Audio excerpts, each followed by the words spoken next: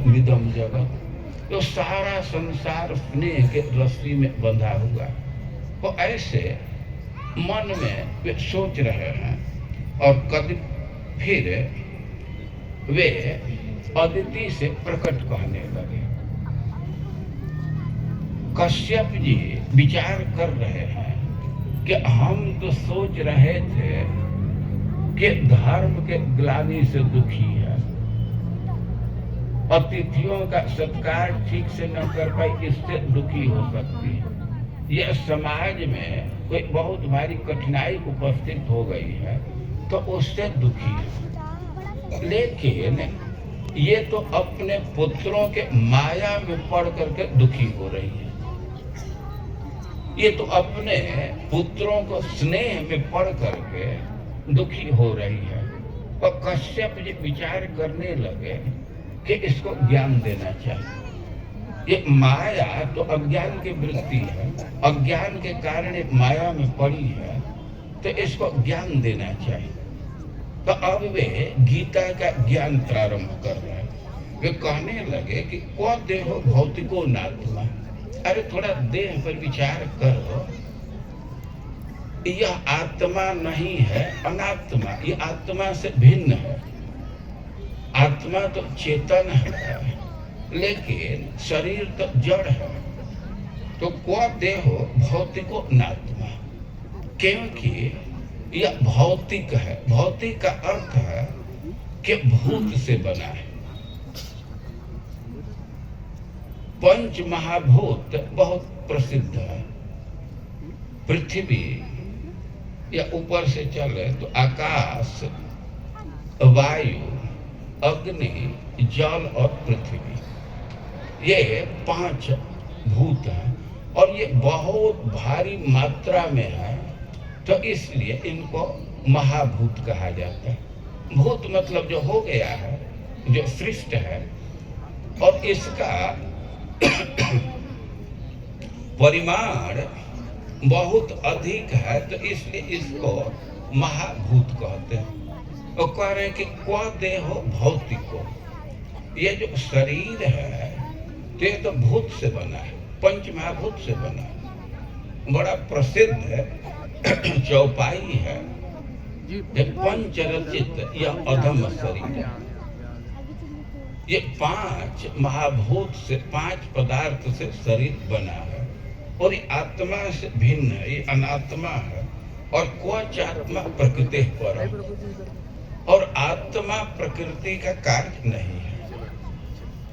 पंच महाभूत तो प्रकृति के प्रोडक्ट है, प्रकृति के उत्पाद है, प्रकृति इसको उत्पन्न करती है। और शरीर इस उत्पाद का निर्माण है, प्रोडक्ट है। ये पंच महाभूत से शरीर का निर्माण होता है। तो शरीर तो प्रकृति का कार्य है, लेकिन क्वचात्मा प्रकृति है पर, लेकिन आत्मा तो प्रकृति से परे है। और दोनों में बहुत भारी अंतर है। देखिए, शरीर का तो हम लोग दर्शन करते हैं, देख सकते हैं, छू सकते हैं, लेकिन आत्मा को कोई देखता है। और दोनों का स्वरूप बिल्कुल अलग अलग है। वो कहें कि को देहो भौतिको नात्मा, शरीर पंच महाभूत से बना है, जड़ है। और क्वचात्मा प्रकृति पर, आत्मा तो चेतन है, ये प्रकृति का कार्य नहीं है। तो कश्य के पति पुत्र मोह ही वही कारण। अरे संसार में कौन किसका पति है, कौन पुत्र है, ये तो व्यक्ति अज्ञान वश मान लेता है। इस संसार में तो आदमी किसी को पति मान रहा है, पुत्र मान रहा है, और उसी के चिंता में मरता रहता है। लेकिन ये संबंध कितने दिन का है? ये देह पर आधारित संबंध है। देह समाप्त होगा, सब संबंध समाप्त हो गया। ये क्षणिक संबंध है। शास्त्रों में कहा गया है कि जो व्यक्ति परिवार के संबंध को मान रहा है, तो परिवार का संबंध तो पांथ संबंध है। पांथ संबंध का अर्थ है कि पंथ में, रास्ता में कोई जा रहा है। कई लोग जाते रहते हैं रास्ते में, लेकिन कहीं कहीं प्यायु है, वहाँ पानी मिल रहा है और बैठने की सुविधा है, तो कई एक यात्री एक जगह बैठ जाते हैं और थोड़े देर तक बैठे और इसके बाद जिसको जिधर जाना है उधर चले जाते हैं। तो परिवार का संबंध तो वैसे ही है जैसे प्याऊ पर व्यक्ति इकट्ठा हो जाता है और सबका डेस्टिनेशन अलग अलग है, सबका कर्म अलग अलग है। तो एक प्रसूयते जंतु,